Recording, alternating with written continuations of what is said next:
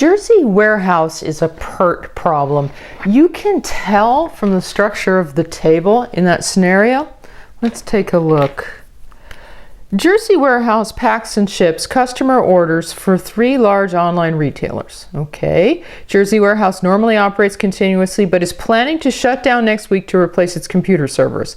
This highly sensitive project consists of 4 tasks described in the table below. Right. This is a project management problem. You can tell because there's a set of tasks. This is nice. There's even a description of what those tasks actually are. There's precedence relationships. We always have that. And then we need some data on how long each one of the tasks is going to take. Notice in Jersey warehouse, though, we don't have one answer for that. We have 3. Oh, okay. So, for instance, in the case of task A, shutting down the old system and clearing out the old servers, it says that optimistic time, it might take as little as an hour. Most likely time, it's probably going to take 2 hours, right? And then pessimistic time, or the worst thing that they think could happen, is that it'll take 3 hours. This is a PERT problem. This is the data that you need for a PERT problem. Because apparently Jersey warehouse is not exactly sure how long each one of these tasks is going to take, and then this becomes the appropriate methodology. All right, now fine. What questions do we have to answer? What is the expected completion time of this project? Oh, in order to find the expected completion time of the project, we're going to have to 1, draw the network, and then 2, at least find the early start, early finish times. Okay, so I've got a pencil. Let's sketch the network. Well, all networks begin with a starting node. Here's the start. I'm looking at the data up here for anybody that doesn't have any immediate predecessors, which I notice is A and C. Okay, I can draw that. Here at the start, you can start on task A, or you could start on task C. There, they're drawn. Now, what else? Okay, B has A as an immediate predecessor.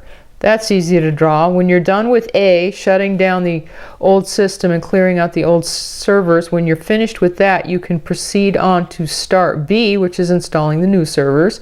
That makes sense. And then there's only one other task here, reboot the whole system and run diagnostics. It has B and C as an immediate predecessor, so it's logical to locate task D right here. When you are done with this and done with this, that's how we draw that, you can proceed on to this. Now, the project's not done until there's an official finish. I'm drawing the finish node. The only thing I want to connect is tasks that have arrows pointing at them, but no way to get out. There's no arrows leaving. Oh, that's only D. Ah, so I just discovered something about task D, rebooting the whole system and running diagnostics. That's going to be the last task that we complete finishing up the project. Okay, fine.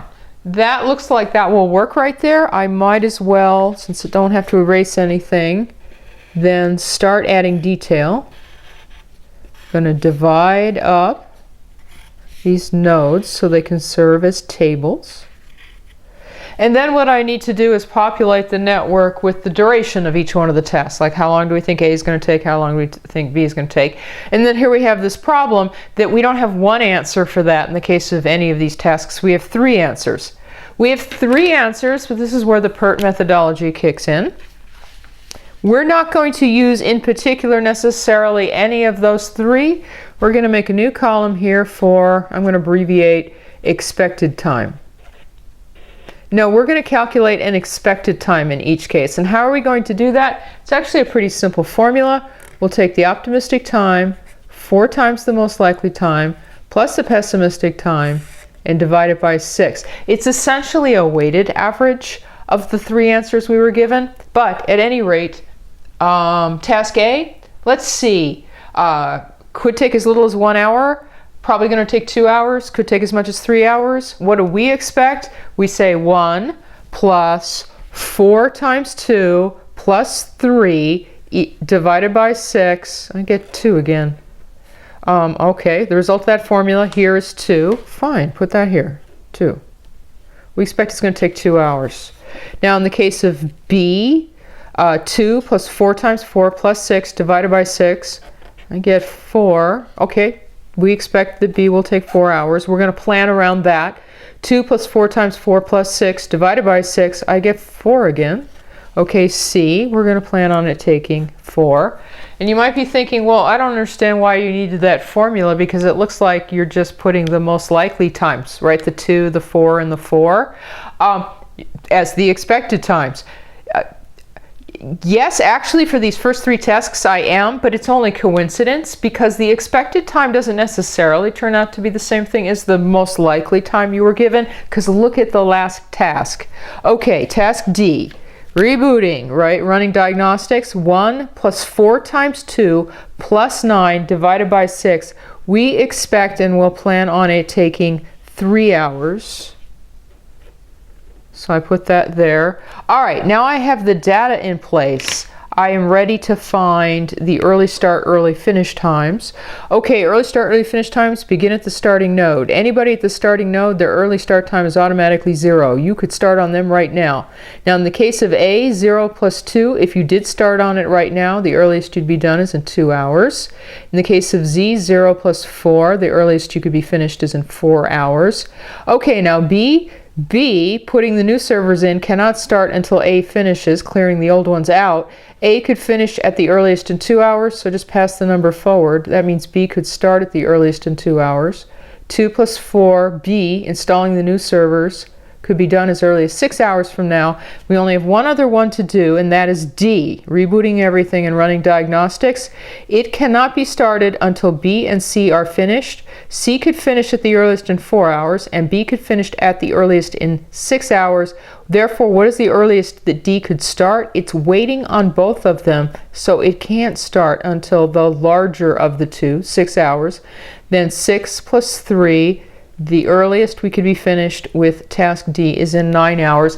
And that we practiced right there is known as the early start time rule. The early start time of an activity like D is equal to the largest of the early finish times of all activities that immediately precede it. Trace the arrows back. Okay, now you say, well, great, we have early start, early finish times, but the question is, what's the completion time of the project? Now we can see the completion time of the project. Because now that we have the early start, early finish times, what you do is go to the finish node, look up anybody who's connected to the finish node. Well, that's just D. The largest early finish time you find there, well, we only have one. That's the finish time of the project. It's as early as the whole project could be finished. Oh, okay. The answer here, 9 hours. We could get this done in 9. We expect that we could get this done in 9 hours. Great. That's answered. What else do we need to know about this project? What is the latest that Jersey Warehouse could delay beginning the reconfiguration of the warehouse terminals without delaying the overall project? Okay, so what's being asked here? Latest, delay beginning, late start time. Oh, a late start time is being asked for here. Not all late start times, just the reconfiguration of warehouse terminals. Who is that? Reconfiguration of warehouse terminals. It's the late start time of C. What is it? Is essentially the question. Oh, but we didn't find the late start, late finish times last time. Oh, because we didn't need them for the question, but now we might as well go ahead and find them.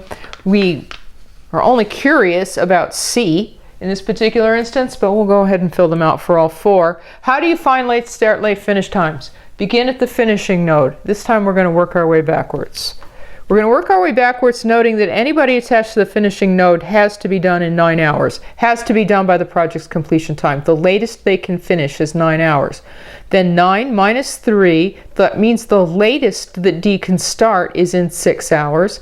D cannot start until B and C finish. Okay, that means pass that number back. That's their new deadline. The latest that B can finish is in 6 hours. The latest that C can finish is in 6 hours. Otherwise, they're going to cause problems, and we're not going to be done in 9 hours. Okay, 6 minus 4B, that means has to start at the latest in 2 hours. Over here with C, 6 minus 4 again. Okay, the latest that C has to start is in 2 hours. Then up here, A B cannot start until A finishes. B, we know, has to start at the latest in 2 hours, so pass the number back. That means that A has to finish in 2 hours. 2 minus 2 is 0. So the late start time for task A is 0, and I'm really glad to see that, because by the time I figure out all the late start, late finish times and work my way back to the starting node, somebody, at least one task attached to the starting node, needs to have a late start time of 0. Because if that's not true, then I must have tripped up and messed up someplace. Anyway, I see that. So we're good. Oh, we were trying to answer a question. Late start time of C? Oh, there it is right there. 2. 2 days. C is kind of interesting as a task. Reconfiguring the warehouse terminals, you have the option, early start time, you have the option of starting it right now. The early start time is 0, or what the question was asking after, you could delay as much as 2 hours from now. And theoretically, if nothing else goes wrong, the whole project would still be done in 9 hours. All right, now there's one last question to answer about Jersey Warehouse. Suppose the Jersey Warehouse plans to stop warehouse operations and start this project at 1 a.m. next Monday morning. What is the probability the Jersey Warehouse will finish the project and be in operation by 11 a.m. the same day? Now, okay, first off, these timings. They're going to start at 1 in the morning. The expected completion time of the project is 9 hours. If they were to start in the 1 in the morning, 1 plus 9, they would be done at 10 a.m. We expect that they're going to be done around 10 a.m. See my logic? Now what the question is asking is, what's the probability that they'll be done by 11 a.m.? Oh, 11 a.m. is 1 hour later. So another way to ask this question is, what is the probability the project will take 10 hours? 1 hour later means taking 1 more hour. We're expecting 9 hours. Remember our first answer? So what is the probability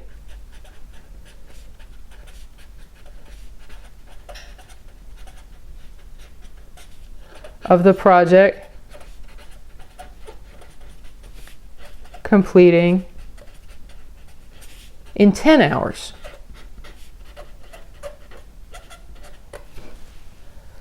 The question that's printed there on the page and the question that I just wrote just now in purple ink are 2 different ways to ask the same question.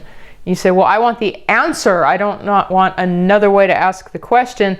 Yes, but this rewording of the question makes it a little bit more obvious than how we proceed towards the answer, because the probability of completing the project within 10 hours is the joint probability of completing each and every one of its paths within 10 hours. Oh, it's paths. How many paths are there through this project? Not very many. A path is any route from start to finish. You can go from start to A to B to D to finish. Okay, that's one path. I better jot that down. Paths. A to B to D. Or you can go from start to C to D to finish. C to D is a path, and I don't think there's any other route. Nope. There's no other route. There are 2 paths. Oh, okay. So in order to answer this question, we want to break it down and first determine what's the probability of getting path A, B, D done in 10 hours. And then also, oh, by the way, what is the probability of getting path C, D done in 10 hours? Well, first off, how long do we expect these paths are in the first place? Right? What is the expected path length? Okay, well that's just adding up the length of each one of these tasks in terms of the expected times. Why don't I make another column here? Path length. Now in the case of ABD, it's just 2 plus 4 plus 3. Oh, we expect that path is 9 hours long. In the case of CD, it's 4 plus 3. The expected length of path CD is 7 hours. Oh, notice that the length of ABD is 9 hours. Notice that the completion time of our project is 9 hours. Oh, nobody asked this question, but oh, by the way, that means ABD is our critical path, right? Because the critical path is the longest path through the network, and the length of the critical path is the length of the project. Aha! That's it right there. There's our critical path. Now, we still want to answer the question, okay, what's the probability of getting done within 10 hours, just path ABD? In order to answer that question, I don't want to know just the expected length of the path. I also want to know the path variance, the variance in the path, which means I'm adding another column. Okay, paths, path length, path variance. You say path variance. Oh, you know what? We better go all the way back to the original data. Do you remember how we calculated the expected time for each one of these tasks? We really could have added another column. This is on average what we're expecting them to take, but we can also calculate the variance in those times, the degree of numerical misbehavior in each case. Oh, variance is another formula. Now, wait, another formula. The variance in each of the individual task times. How crazy, right, are these three different answers to the question, how long is the project going to take? You calculate the variance in a project's task time by completing the formula pessimistic minus optimistic. It's basically the range in the answers divided by 6, except careful, square the overall result. So when you do that for each one of these tasks, here's what I get. The variance in task A is 0.111111. I'm just writing 3 of them. The variance in task B, 0.44444444. In C, 0.444.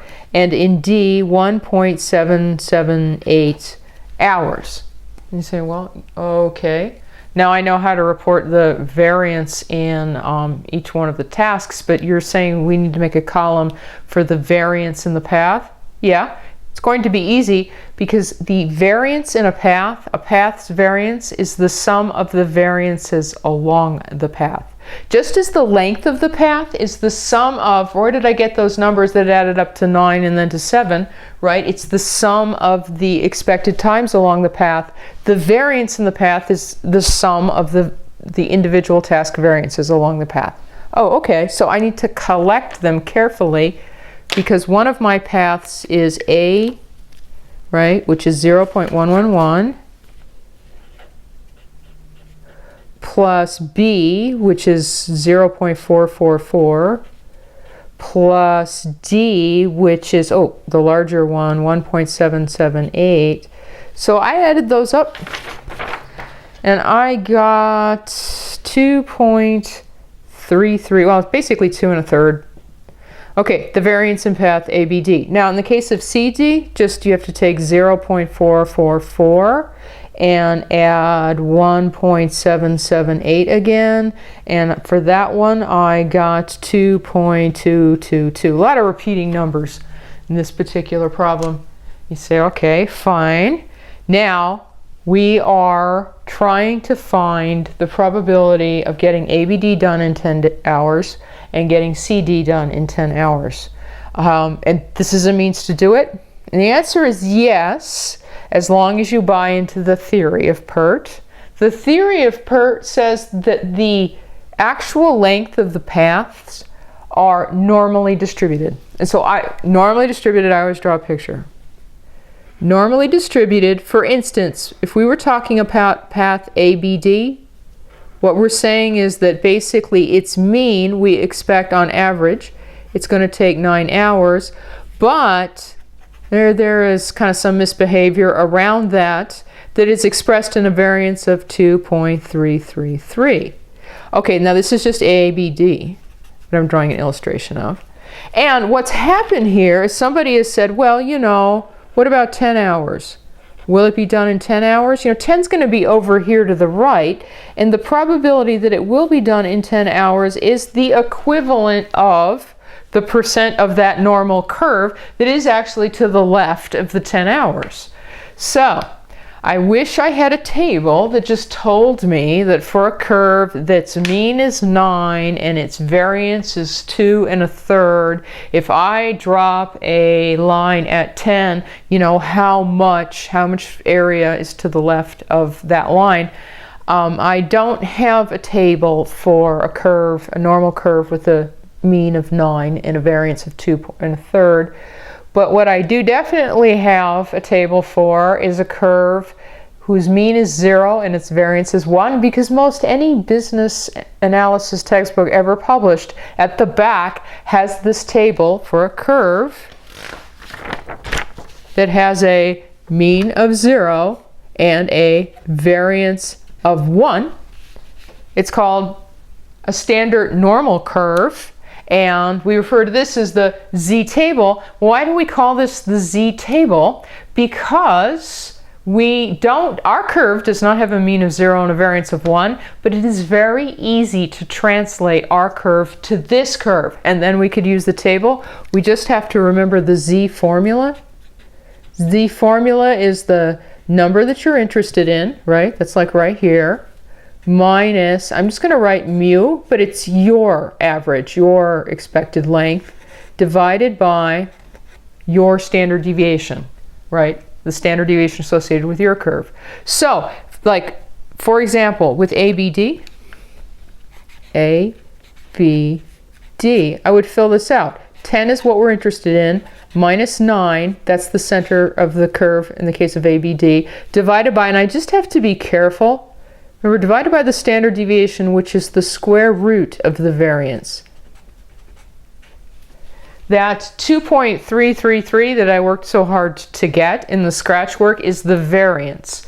I just need to take the square root to then get the standard deviation. That's what goes in the denominator. Now, I did that, and I get that this is a z of like 0.65.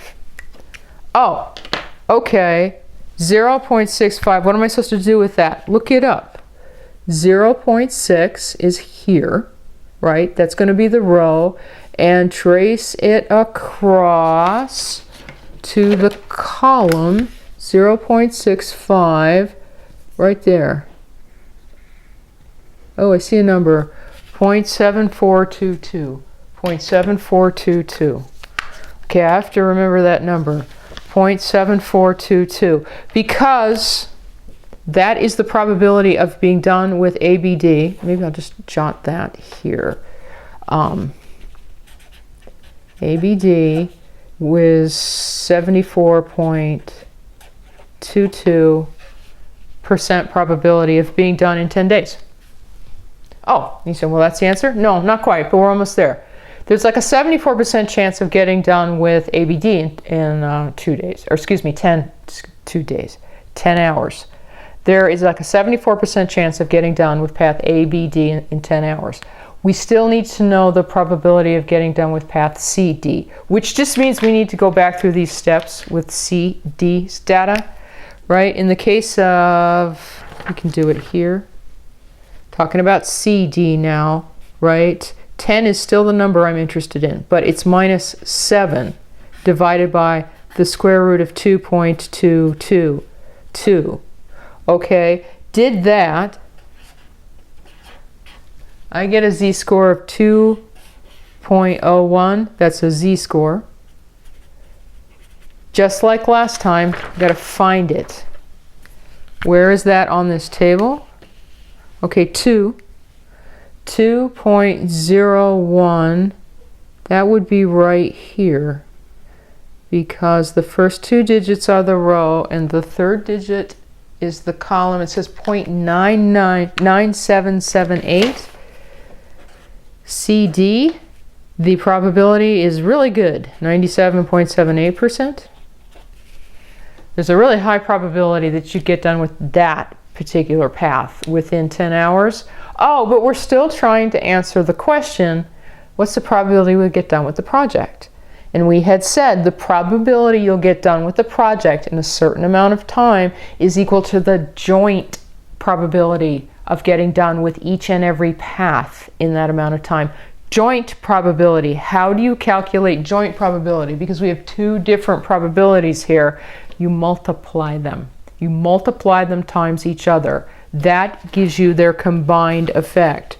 So to actually answer this question we were working on, we take that, what was it, 0.7422, because that's the probability associated with A, B, D, and we multiply it by what we've just found, the 0.9778, because that's the probability associated with path CD. When you multiply those two together, I get like 0.7257. I'm basically around 73%. That's the actual answer to the question. The question ultimately being, what's the probability that the project will be done in 10 hours? Or actually, oh, wait a minute, where we started with this is, what's the probability that if they start at 1 a.m. that they'll actually be finished by 11 a.m.? It's pretty good chance. It's running about 72, 73%.